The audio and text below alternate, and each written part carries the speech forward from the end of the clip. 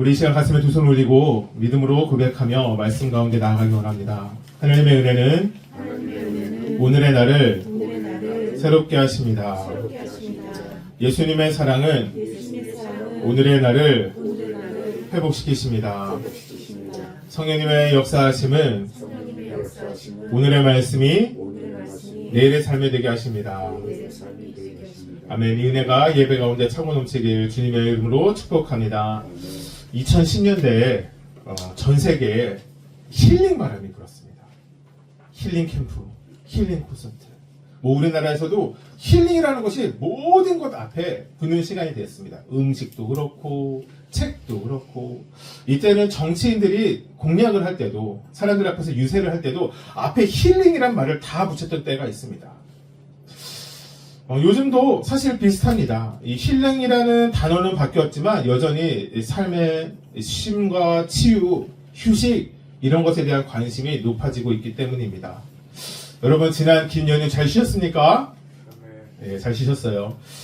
아니면 사실은 연휴가 더 바쁘고 지치는 시간이셨습니까? 한 조사 기관에서 사람들 1000명을 대상으로 쉼이 무엇이냐라고 질문을 했다고 합니다. 최근 발표였는데요. 1등은 무엇이었냐면 잠을 자는 것, 쉼이 잠자는 것이다 라고 얘기했다라는 거예요. 두 번째는 2등은 무엇이었냐면 집에서 누워있는 것, 누워있는 게 쉼이라는 것입니다. 3등은 좀 다른 결이었는데 여행 가는 것, 여행이 쉼이다 라고 이야기했습니다. 그런데 그러면 쉼이 전체적으로 무엇을 이야기합니까? 라고 했더니 이렇게 얘기하더라고요. 쉬는 것은 아무것도 하지 않는 것. 여러분 이게 쉼이라는 것입니다. 사랑하는 여러분, 그런데 예수님도 혹시 쉼에 대해서 이야기하셨다는 거 아십니까? 우리가 잘 아는 말씀이죠. 수고하고 짐진 자들아 다 내게로 오라. 내가 너희를 쉬게 하리라. 여러분 오늘 예배가 여러분들에게 여러분의 삶에 쉼이 가져지는 시간 되기를 축복합니다. 예수께로 나아가는 삶, 여러분 그것이 우리에게 진정한 쉼을 얻는 시간, 여러분 이 시간 그러한 시간 되기를 축복합니다. 우리 시간 자리에서 일어나 하나님의 말씀 같이 읽기 원합니다. 사도행전 1장 6절에서 11절까지의 말씀입니다. 사도행전 1장 6절에서 11절까지의 말씀, 우리 한 목소리로 같이 읽겠습니다. 그들이 모였을 때 예수께 여쭈어 이르되 주께서 이스라엘 나라를 회복하심이 이때이니까 하니, 이르시되 때와 시기는 아버지께서 자기의 권한에 두셨으니 너희가 알 바 아니요. 오직 성령이 너희에게 임하시면 너희가 권능을 받고 예루살렘과 온 유대와 사마리아와 땅까지 이르러 내 증인이 되리라 하시니라. 이 말씀을 마치시고 그들이 보는데 울려져 가시니 구름이 그를 가려 보이지 않게 하더라. 올라가실 때 제자들이 자세히 하늘을 쳐다보고 있는데 흰옷 입은 두 사람이 그들 곁에 서서 이르되 갈릴리 사람들아 어찌하여 서서 하늘을 쳐다보느냐. 너희 가운데서 하늘로 올려지신 이 예수는 하늘로 가심을 본 그대로 오시리라 하였느니라. 아멘. 자리 앉으셔도 좋습니다. 오늘 말씀 당신은 증인입니까? 라는 제목으로 하나님의 말씀 전하기 원합니다. 여러분 지난주 말씀 기억나십니까? 이렇게 얘기하면 기억나는 분도 있고 기억나지 않는 분도 있는데 저는 이렇게 생각합니다. 기억나는 것도 은혜이고 기억나지 않는 것도 은혜입니다. 지난주 부활하신 예수님 제자들 앞에서 오래전부터 하셨던 약속을 다시 말씀하셨습니다. 사도행전 1장 4절인데요. 같이 읽어볼까요? 사도와 함께 모이사 그들에게 분부하여 이르시되 예루살렘 떠나지 말고 내게서 들은 바 아버지께로 약속하신 것을 기다리라. 여러분 그 약속의 기다림, 그 대상이 무엇이었습니까? 5절 말씀이죠. 요한은 물로 세례를 베풀었으나 너희는 몇 날이 못되어 성령으로 세례를 받으리라 하셨느니라. 아멘. 그렇습니다. 제자들이 기다려야 할 것, 하나님이 약속하신 그 무엇, 바로 성령 하나님이었습니다. 여러분 제자들이 성령 하나님에 대해서 여러 번 들었습니다. 어떻게 여러 번 들을 수 있었을까요? 예수님이 여러 번 말씀하셨기 때문입니다. 그런데 문제는 이것입니다.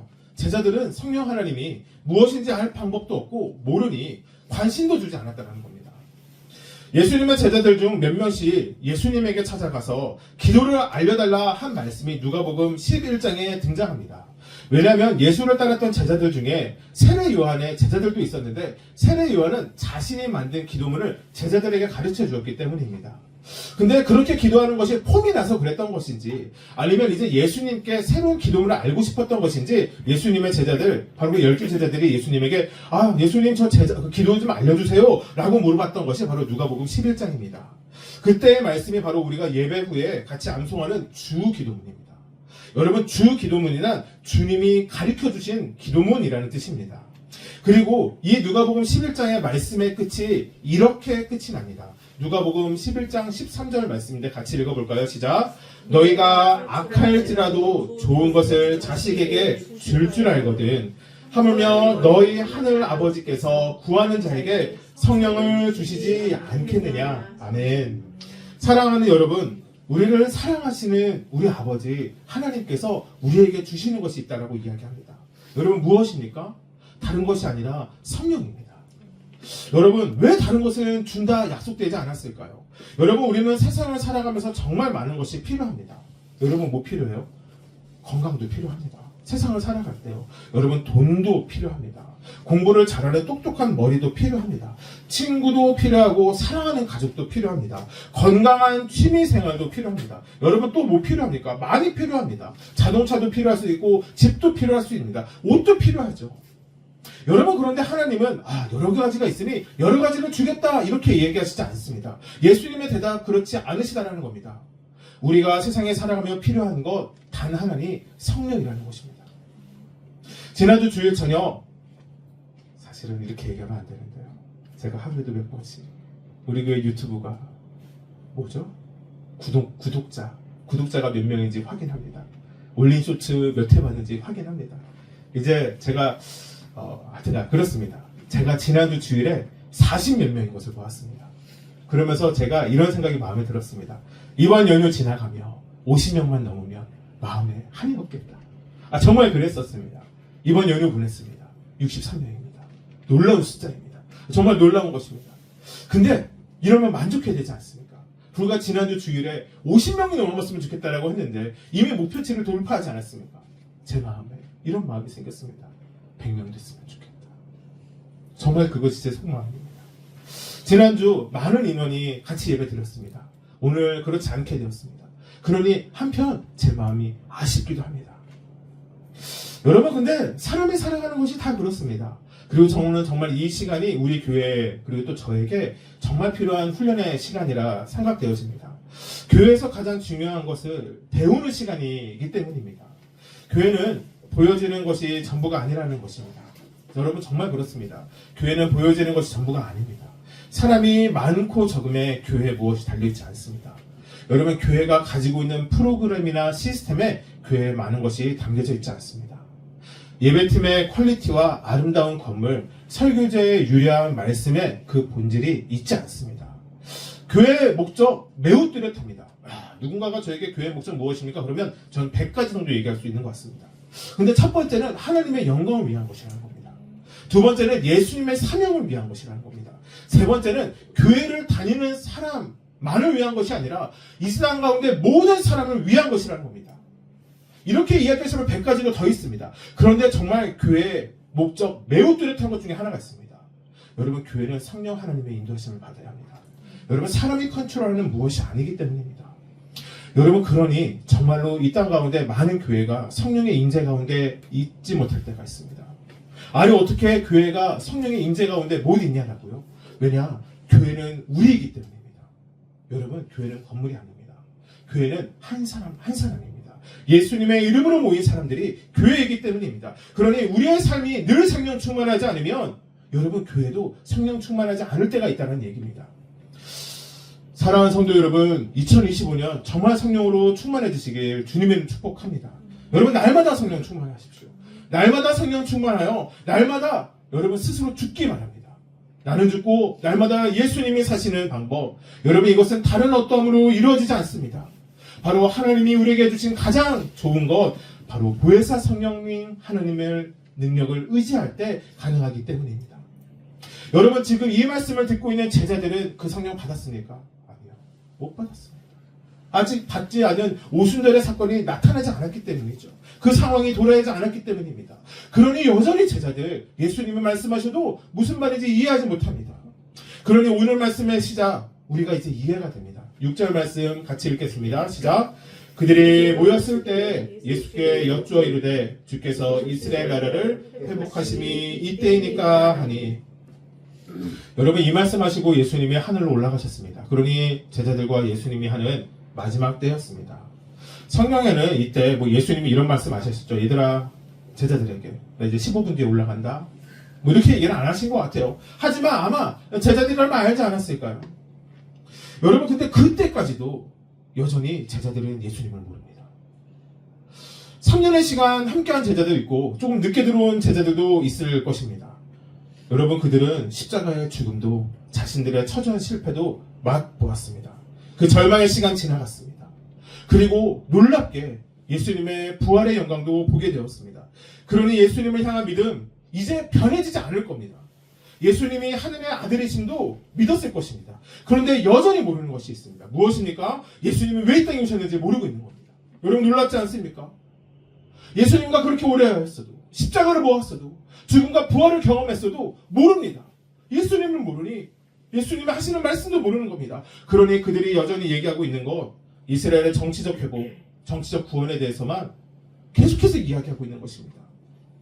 여러분, 그런데 이것은 2000년 전 제자의 모습이고 또 지금 이 시대를 살아가는 우리의 모습이기도 합니다. 여러분, 교회를 다녀도 하나님의 마음을 모르면 예수님과 아무런 상관없이 살아갈 때가 있습니다. 여러분, 놀랍지 않습니까? 여러분, 교회를 다니면 우리가 하나님의 마음 다 알까요? 아니요. 제가 지금까지 10여 년을 사역하면서 본 결과 그렇지 않습니다. 교회를 아무리 다녀도 하나님의 마음을 모르면, 하나님의 뜻을 모르면, 사명의 본질이 무엇인지 모르면 예수님과 아무런 상관없이 살아가는 사람들이 있습니다. 교회를 다녀도 성령의 충만함이 없으면 예수님의 사명이 무엇인지 깨달을 수 없습니다. 내일을 살아가는 힘을 다른 데서 찾으시면 안 됩니다. 여러분, 우리가 말씀 전에 항상 고백하는 시간이 있습니다. 무엇입니까? 오늘의 말씀이 내일의 삶에 되게 하는 것. 여러분, 이것이 무엇인지 아십니까? 바로 그리스도인의 능력입니다. 그리스도인이 세상을 무엇으로 살아가느냐가 바로 말씀으로 살아가는 것이기 때문입니다. 여러분, 예수님을 모르면 우리는 세상의 일에 더 큰 관심을 둘 수밖에 없습니다. 눈앞의 일에만 더 집중하게 됩니다. 예전에 실제로 있었던 일입니다. 한 청년이 저에게 찾아와서 심각한 얼굴로 이야기했습니다.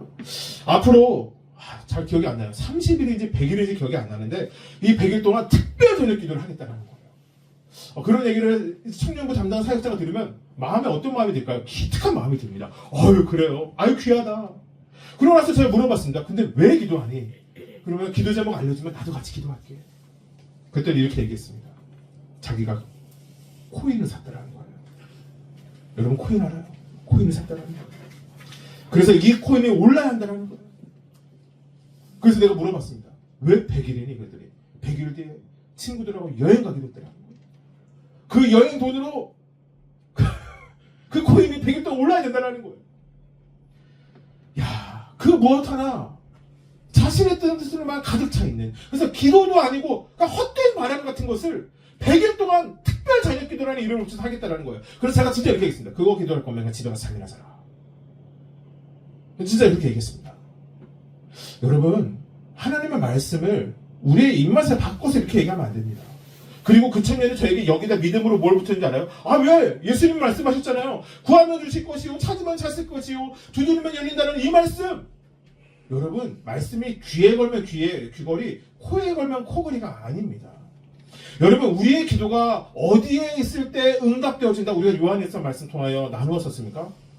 주님 안에서입니다. 내가 기도한다고 해서 다 이루어지는 것이 아닙니다. 내가 기도할 때 내가 어디에 위치해야 되는지가 정말 중요합니다.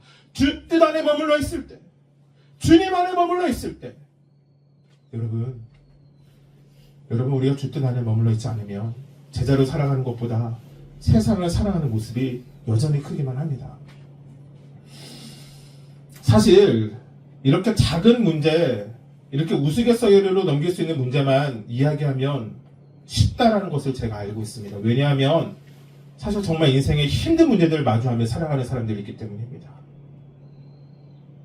오늘 이 말씀, 이제 그 자매가 들을지 안 들을지 모르겠지만 지난주 저희와 함께 들었던 아이는 아픕니다. 사실은 자폐가 있는 것이죠. 자폐를 아픈 것이라고 이야기하는 것이 맞는지 모르겠으나 분명한 것은 부모를 힘들게 한다는 것입니다. 아이가 자폐에 걸렸는데 엄마가 점점 아파집니다. 제가 그 자매를 본 지 10년이 훌쩍 넘었습니다. 한 15년 뭐 이렇게 된 것 같습니다. 예전의 기억이 그래서 저에게 더 있습니다. 예전에과 같지 않은 얼굴 표정이 지금 그 엄마에게 있는 것을 보게 됩니다. 예전엔 맑았고 밝았고 빛이 났었는데 지금 그게 잘 보이지 않습니다. 왜일까요? 그 엄마가 하나님 모르기 때문일까요?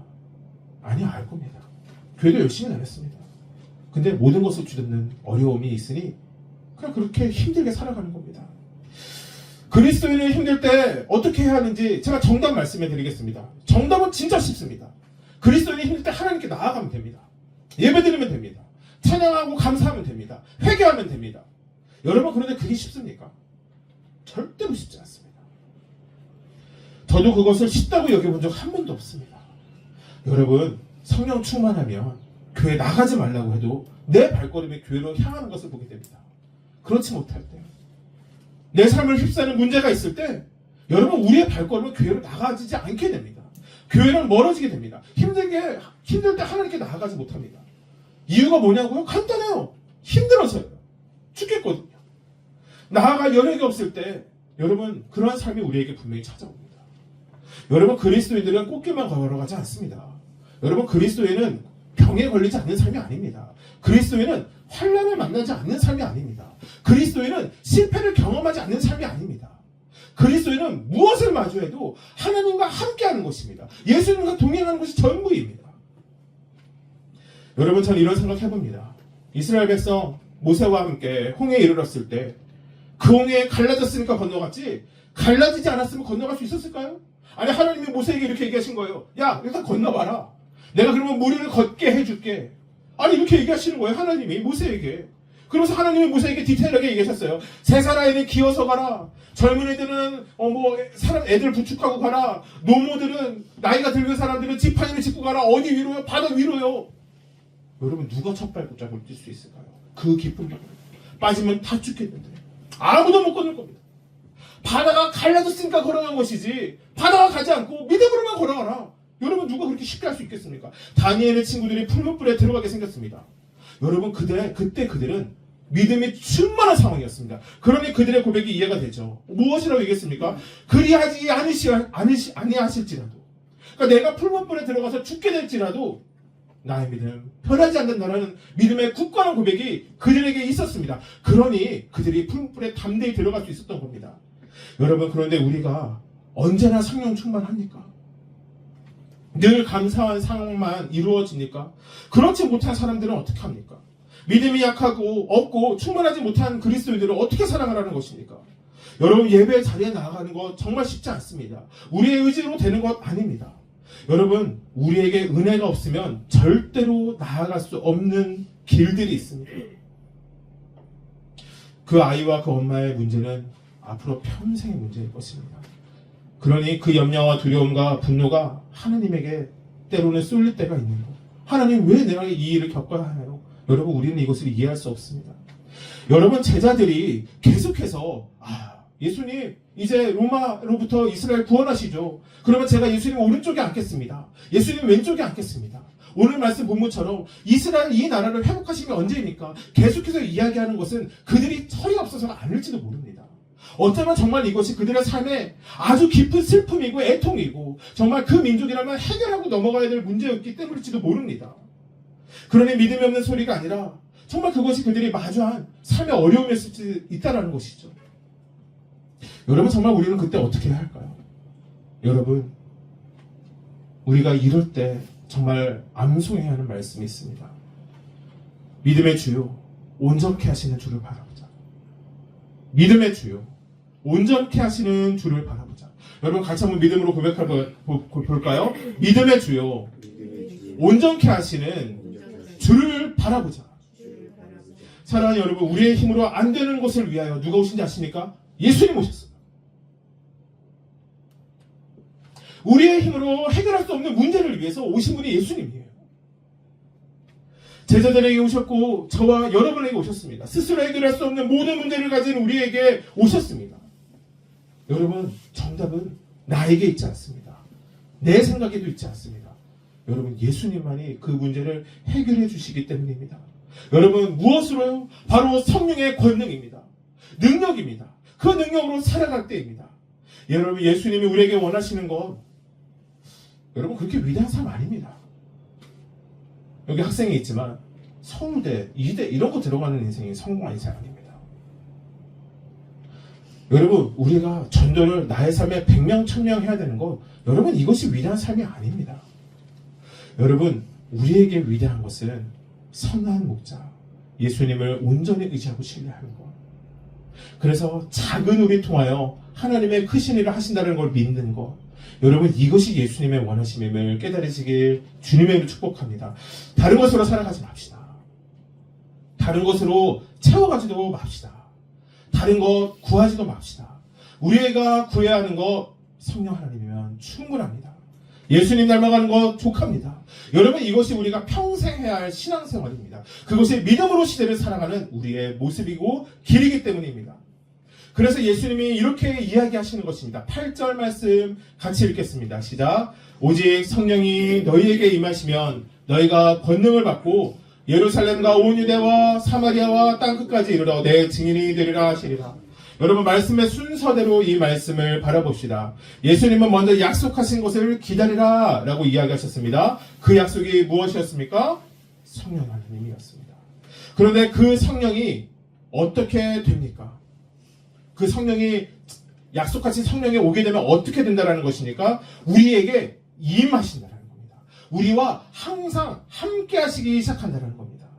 요한복음 14장 16절 말씀 읽어볼까요? 시작. 내가 아버지께 구하겠으니 그가 또 다른 보혜사를 너희에게 주사 너희 영원토록 너희와 함께 있게 하리니. 여러분, 세상의 그 무엇도 사람과 영원히 함께 할 수 있는 것은 없습니다.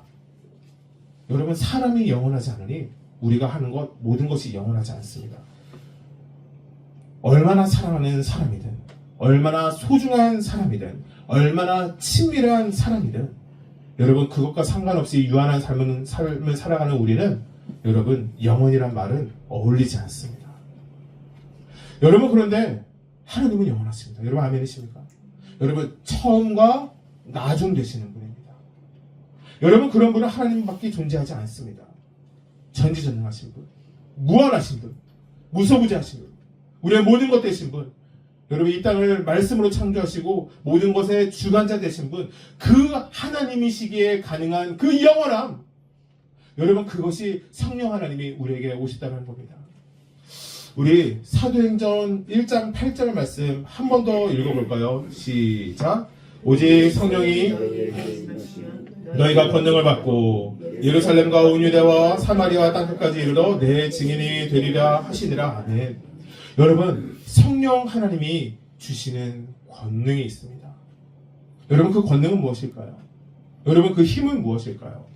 먼저 이 권능이란 단어, 영어로는 파워로 되어 있고요, 히브리어로는 두나미스라고 헬라어로 되어 있습니다. 히브리어가 아닙니다. 히브리어를 코나훈가 그렇습니다. 정확하지 않습니다. 신약성경에만 이 권능이란 단어는 120회 이상 쓰여졌습니다. 아주 많이 쓰여진 단어입니다. 이 뜻은 강력한 힘을 의미합니다. 그래서 많은 목회자들, 신학자들이 이 단어를 원어로 만들어진 다이너마이트에 비교도 합니다. 폭발되어지는 강력한 힘, 그 권능이 초대교회에 있었다라고 이야기합니다. 틀린 이야기는 아니지만 정확한 이야기 아닐 수 있습니다. 왜냐하면 애당초 세상에 아무리 강한 힘이 하나님의 힘과 비교될 수 없기 때문입니다. 여러분, 하나님의 힘은 세상의 힘과 비교되지 않습니다. 그 비슷한 것을 설명하는 도구로 사용되어 있을 수 있어도 비교되지 않습니다. 그렇다면 정말로 이 권능은, 이 강력한 힘이란 무엇일까요? 여러분, 무엇이라고 생각합니까? 제가 그 정답을 먼저 알려드리겠습니다. 여러분, 성령 하나님이 주시는 강력한 권능은요, 예수님의 이름을 전할 수 있는 능력을 이야기합니다. 여러분, 아멘 하셔야 돼요.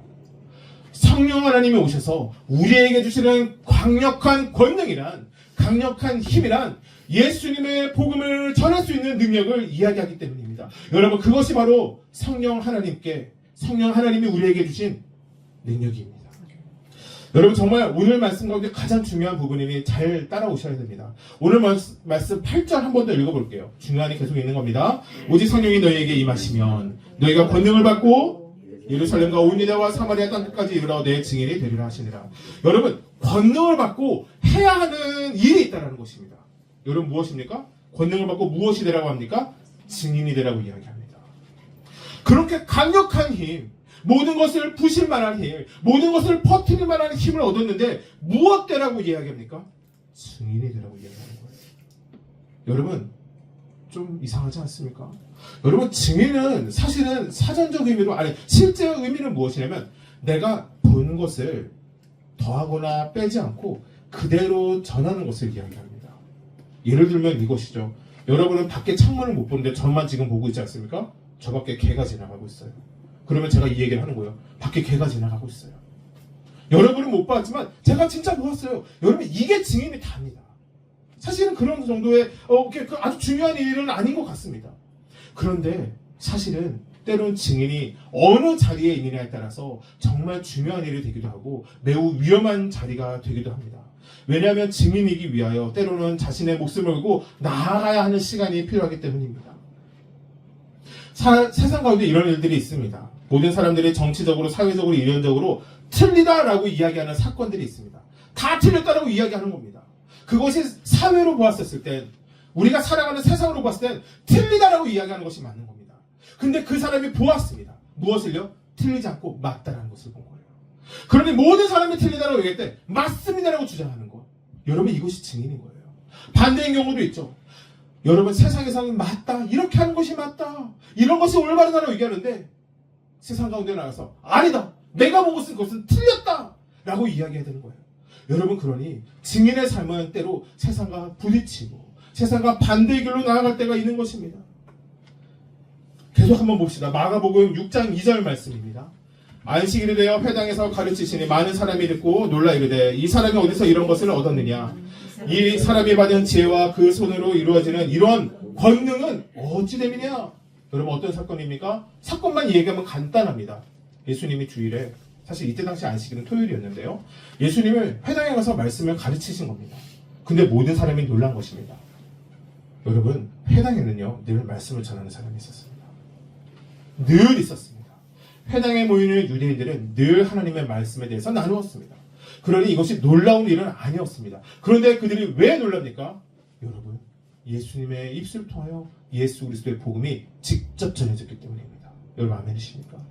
여러분 그러니 그것을 듣는 사람들이 놀라는 것입니다. 왜요? 그전까지는 예수 그리스도의 복음이 아니었기 때문입니다. 하나님에 대한 말씀을 나누어도 이것을 예수님처럼 잘 풀 사람도 없고 예수님처럼 그 뜻을 정확히 전할 사람도 없는데 여러분 이것을 정확히 전하는 사람이 있었기 때문입니다.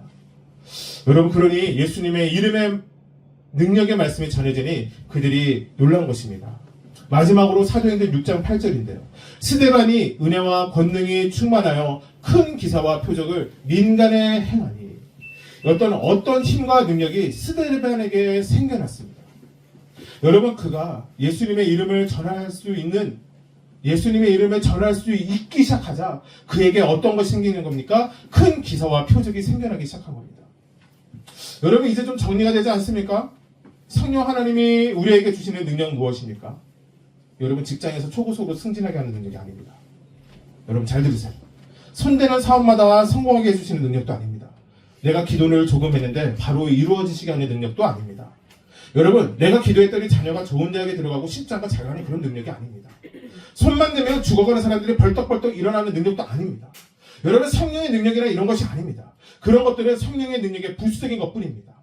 여러분 이렇게 이야기하면 제 얼굴에 침 뱉는 것 같지만 얼마나 무지한 교회와 목회자들이 지금까지 성령 하나님의 권능을 속여왔는지 모릅니다. 여러분 성령 하나님은 특별한 스페셜한 어떠함이 아닙니다. 내가 기도해줄게 그러면 나을 거야. 내가 기도해줄게 문제가 풀릴 거야. 아니요. 여러분 그거는 내가가 빠지고 성령 하나님의 능력일 뿐입니다. 하나님 안에 있을 때 이루어지는 여러 가지 사건 중에 하나일 뿐입니다. 여러분 그것이라면 성령 하나님의 능력이 그렇게 이루어진다면 여러분 우리는 죽어서는 안 됩니다. 여러분 우리는 병에 걸려서는 안 됩니다. 우리는 실패해서도 안 됩니다. 여러분 그렇지 않습니다. 여러분 우리가 원하는 세상에 많은 우리 인간이 생각하기에 좋은 것들은요 여전히 내가 생각하기에 좋은 것들이지 하나님 보시기에 좋은 것들이 아닌 것도 있다는 것입니다. 사랑하는 성도 여러분, 정말 믿으셔야 합니다. 성령 하나님이 우리에게 주시는 능력, 여러분 예수님을 전할 수 있는 능력입니다. 정말 내가 믿고 깨닫고 알게 된 예수님을 잘 전하게 되어지는 능력입니다. 전도지 하나 나눠주는 거, 여러분 이것도 부끄러워하는 것이 우리의 모습이지 않습니까? 여러분 잘하세요? 여러분 복음 잘 전하세요? 여러분 1년에 한 번씩 교회에서 이런 거 있지 않습니까? 새생명 축제, 전도 축제 이런 거 있지 않습니까? 여러분 이때마다 사람 전도에서 데리고 나가셨습니까? 아니 말은 꺼내보신 적 있으세요? 여러분 이제 왜인지 아시겠습니까? 왜 그것이 지금까지 그렇게 어려웠는지 아시겠습니까? 왜 전도가 어려운지 아시겠습니까? 여러분 전도는 어렵지 않습니다. 왜 전도가 어려운지 아십니까? 우리 안에 성령 하나님의 권능이 없었기 때문입니다. 여러분 우리가 지금까지 너무 다른 것에 힘을 주고 살았어요. 이것은 속편 채요. 예수의 이름을 전하는 것이 성령의 능력인데 여러분 우리는 다른 것만 하고 살았다고요. 과학의 발전으로 이동수단이 발전될 때마다 여러분 놀랍게도 하나님의 복음은 먼 거리로 전파되어지기 시작합니다. 처음에 옛날에는 뭐 말이나 타고 다니고 그러니까 말도 없었던 제자들은 걸어서 다녔으니까 기껏해야 유럽 쪽으로 나가고 멀리 가는 제자가 인도 정도까지 간 게 전부예요. 왜냐하면 두 발로 걸어가기 거기가 한계였거든요. 근데 이제 대항해 시대가 되고 큰 범선들이 생기자 유럽에서 예수를 믿던 젊은 청년들이 배를 타고 아프리카와 인도로 나가기 시작합니다. 여러분 시간이 지나서 미국과 영국에선 이제 비행기를 타기 시작하자 남미의 밀림으로 그 다음에 아시아로 우리나라로 찾아오기 시작합니다. 시간이 지나도 변함없었던 그들의 모습은 뭐냐? 수많은 믿음의 청년들이 순수한 복음의 열정 하나만을 가지고 여러분 알 수 없는 미지의 그 땅으로 하나님의 복음을 들고 나갔다는 것이에요. 여러분 이것이 어떻게 가능한 것이 아십니까? 바로 예수의 이름을 전하기 위한 그 능력이 그들에게 성령의 능력으로 임했기 때문입니다. 자신의 인생 버리고 여러분 또 참 놀라운 게 그렇게 설교 나가는 청년들은 다 좋은 대학을 나왔더라고요. 왜 그런지 모르겠어요. 부모의 기대를 저버렸겠죠. 여러분 어느 부모가 자식이 명문대 나왔는데 아무도 가보지 못한 땅으로 복음 전하러 간다라고 하면 누가 그렇게 찬성하겠습니까? 앞으로 잘 살아갈 수 있는 안락한 삶 다 버리고 나갔던 이유가 무엇이었습니까? 여러분 무엇이 그들에게 능력되었습니까? 예수님을 전하기 위한 것이었습니다. 여러분 아멘이십니까? 나의 모든 것을 예수를 인하여 포기하는 것. 여러분 이것이 성령이 주시는 권능입니다. 좀 아멘 좀 해주셨으면 좋겠어요. 여러분 포기하는 것. 나의 안락한 모든 것을 포기하는 것이 여러분 우리가 그토록 바라고 구했던 성령이 주시는 권능이라는 것이에요. 여러분 그리고 이것이 여러분 이번 한 주를 살아가는 여러분의 삶 가운데 도전되어지시길 주님을 축복합니다. 그렇습니다. 증인이 되라는 것은요. 제자들에게 힘들고 어렵고 새로운 도전이었습니다. 지금까지는 스승의 뒤에만 있었으면 됐습니다. 문제가 일어나면 스승 뒤에 숨으면 다 일이 해결되었거든요. 그런데 이제 생사를 향해 정면으로 마주해야 할 때가 찾아왔습니다. 이제는 성령 하나님의 권능을 받고 증인이 되라, 나를 전하라, 이렇게 예수님이 말씀하고 계시기 때문입니다. 여러분 그런데 이것이 하나님의 일하심의 방법인 것 같습니다. 여러분 하나님은 놀랍게도 우리를 가만히 두시지 않습니다.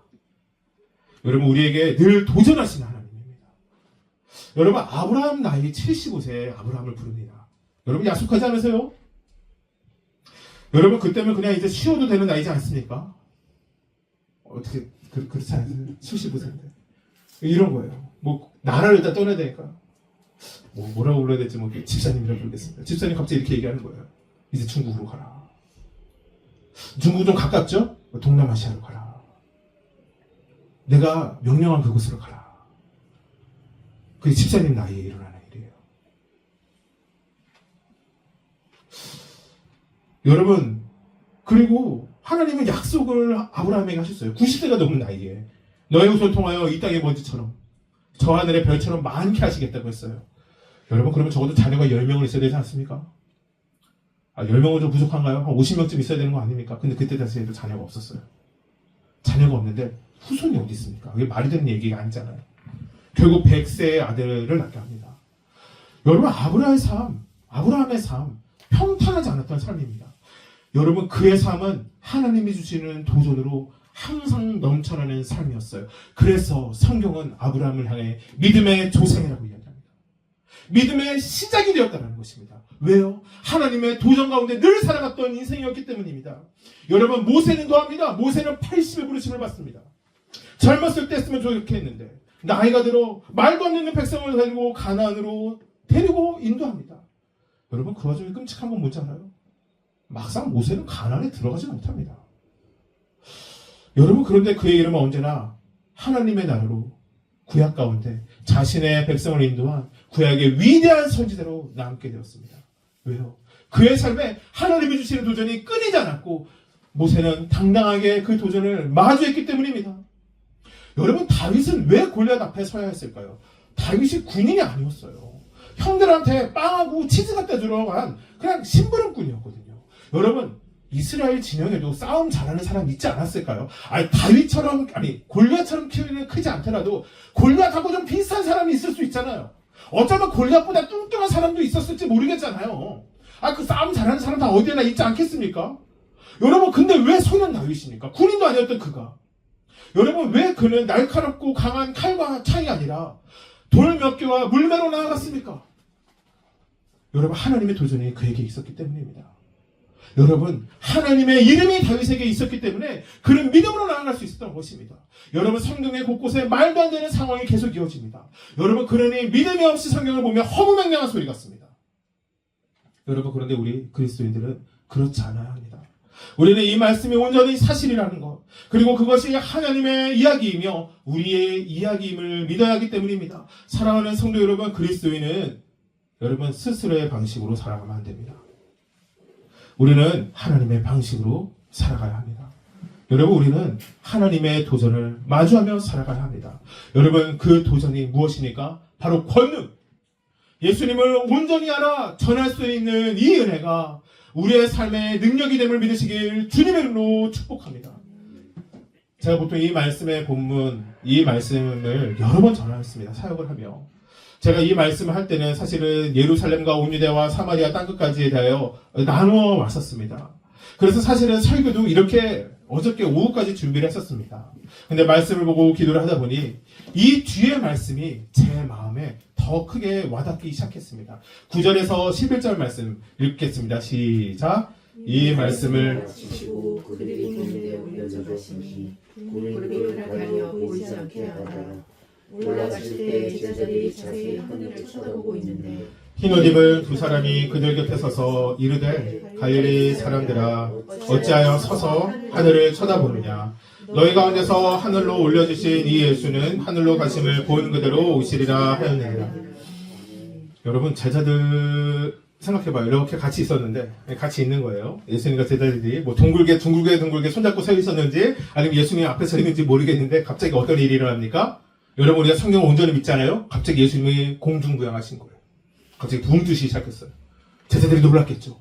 그 속도가 얼마큼 빨리 올라가시는지 모르겠지만 예수님이 하늘로 둥둥둥둥 떠서 갑자기 구름 뒤로 사라졌었어요. 여러분, 제자들이 얼마나 놀랐을까요? 정말 사람이 저렇게 뜰 수 있다니. 물론 벽도 통과하시고 물리도 걸으시는 하나님이지만 너무 무섭잖아요. 이렇게 사람이 두 번 떠서 이렇게 올라가니까. 그러니까 제자들이 멍하니 하늘만 바라보고 있는 거예요. 저렇게 정말 가시는 건가? 예상 아무도 못했겠죠. 그런데 천사가 나타나서 제자들에게 이야기하기 시작합니다. 예수님 다시 이 땅에 오실 거라고. 그러니 더 이상 멍하니 하늘만 바라보지 말고 너희들의 사명의 자리에 가운데라고 나아가라고 이야기하고 있는 것입니다.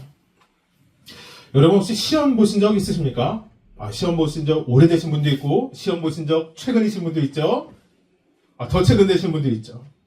여러분, 시험을 보러 가는 그 상황도 두렵고 떨리지만 더 두렵고 떨릴 때가 있는데 그때가 언제인지 아십니까? 시험 본 결과가 나올 때입니다. 그죠? 지난주에는 제 아이 얘기가 나왔으니까 안으로 했어요. 몇 주 전 제 아내가 운전면허를 이제 따겠다고 했습니다. 면허 따기 위해선 시험을 무려 3개를 통과해야 됩니다. 필기, 기능, 도로. 한 번에 다 통과했습니다. 근데 결과가 좋으니 과정도 좋았을까요? 아닙니다. 시험 하나 볼 때마다 얼마나 소란을 피우고 난리를 피우는지 정말 웃겼습니다. 그게 뭐라고? 사실 떨어지면 다시 보면 되는 것이지 않습니까? 시험은 근데 그럴 수 있죠. 떨어지면 다시 볼 수 있습니다. 그런데 우리의 인생 다시 살 수 없습니다. 여러분, 우리는 인생을 다시 살 수 없습니다. 여러분 잘 들으셔야 돼요. 우리는 예수님의 초림, 그리고 예수님이 올라가시고 나서 예수님의 재림 사이에 살아가고 있습니다. 여러분, 이 시대를 살아가는 모든 성도들은 어떤 인생을 살아가는지 아십니까? 예수님이 다시 오실 때 예수님이 우리를 심판하는 인생이 된다는 것입니다. 바로 우리가 어떻게 살아갔나 그 시험에 대한 결과가 예수님이 오실 때 채점 매겨지는 시간이 우리에게 있다는 것입니다. 여러분, 이건 제 얘기가 아니라 성경의 이야기입니다. 여러분, 그러니 여러분, 우리가 예수를 믿고 그리스도인을 살아가기 시작했을 때부터 여러분, 우리의 사명 시작되었습니다. 그 사명이 무엇이라고요? 성령의 권능으로 살아가는 것입니다. 말씀 마무리하려 합니다. 여러분, 증인으로 살아가는 것, 여러분, 쉬운 일일까요? 쉽지 않은 일입니다. 더군다나 지금 제자들은 무엇의 증인이 되어야 합니까? 예수님의 증인이 되어야 합니다. 로마를 향해서 반역한 죄로 십자가에 달려 죽은 스승, 바로 그 예수님의 증인이 되어야 합니다. 여러분, 지금 이때가 예수님 돌아가시고 나서 2달이 되지 않은 시점입니다. 제자들은 지금 숨어있는 이유가 있습니다. 밖에 나갔다가 예수님처럼 잡혀 십자가에 죽을까가 두려워서였습니다. 여러분, 그런데 예수님이 제자들에게 무엇이라고 말씀하시니까?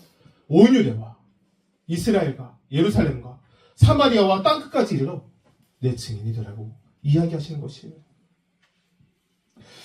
믿음의 길은 때론 안전함을 내려놓고 불확실성으로 들어갈 때 그 믿음이 진짜인지 거짓인지 알 수 있습니다. 학교에서 복음을 전하면 친구들이 이렇게 이야기할 수 있습니다. 야, 그 교회 너나 다녀. 그 기독교 너나 믿어. 나는 지금 공부 잘해야 되거든. 난 지금 친구들과 어울려야 되거든. 난 지금 대학교 들어가기 준비하기 바쁘고 나는 나중에 취업할 준비도 난 지금부터 해야 하거든. 지금 준비 안 해서 좋은 대학, 좋은 직장 들어가겠어? 학생일 때 이런 일들이 일어날 겁니다. 왜요? 교회를 가자고 전했을 뿐인데. 여러분, 직장에 들어가도 별반 달라지지 않습니다. 회사에서 믿음으로 정직하게 살려면 이 정도는 눈 감아주고 넘어가야지. 사람이 왜 이렇게 융통성이 없어? 그래서 직장 생활하겠어? 이런 소리 듣게 됩니다. 내가 그리스도인으로 정직하게 살려고 했었던 것 뿐인데. 세상 사람들 다 그렇게 살아가. 교회 다니는 게 이유세야? 여러분, 우리는 이러한 상황에서 증인이 되어야 합니다.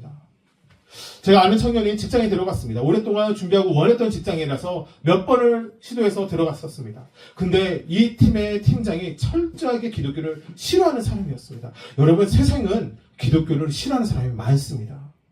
교회를 다니는 것을 알면, 그것을 알고 나선 이제는 주일에 해야 하는 일들을 꼬박꼬박 그 사람에게만 맡기기 시작했습니다. 술자리를 강요하기 시작했습니다. 인사평가를 이야기로 술자리를 강요하기 시작했습니다. 무엇보다 무슨 얘기만 나오면 교회를 무시하고 하나님을 멸시하는 것, 그 직장을 다니며 그렇게 원했던 직장인데 한 사람으로 인해서 이 청년 너무나도 괴로워하고 슬퍼했습니다. 그런데 어느 날 이 이 팀장의 부모님이 아프다라는 이야기를 우연히 듣게 된 것입니다. 팀장의 얼굴이 그늘에 가득할 때 이 청년이 조심스럽게 다가가서 물었다고 합니다. 팀장님, 안 좋은 일 있으세요? 팀장님은 부모가 아프다라고 이야기했고 어느 병원에 입원 중인데 참 어렵다라는 얘기를 짤막하게 했다라고 합니다. 이 청년이 우연히도 이 팀장의 아버지의 성함을 알고 있었습니다. 그리고 입원한 병원은 그 팀장에게 직접 듣게 되었죠. 병원을 찾아가 한층 한층 돌아다니며 그 인포메이션에 물어봐서 이 팀장의 아버지를 찾게 되었습니다.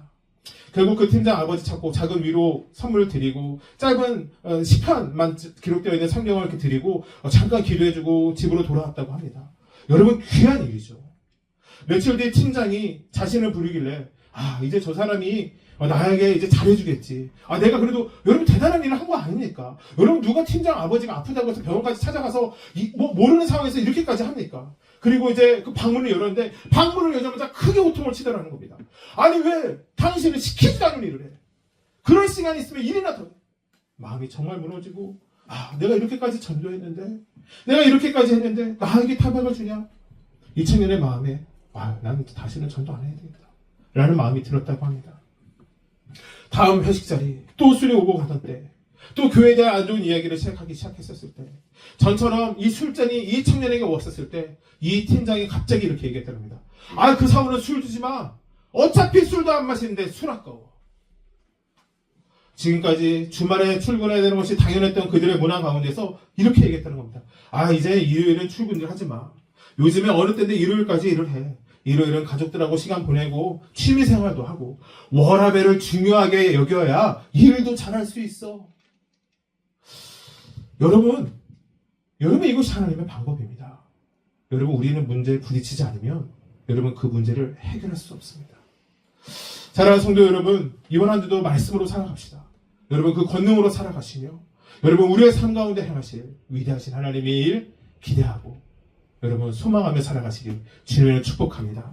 우리 이 시간 같이 믿음으로 찬양하며 나아가기 원합니다.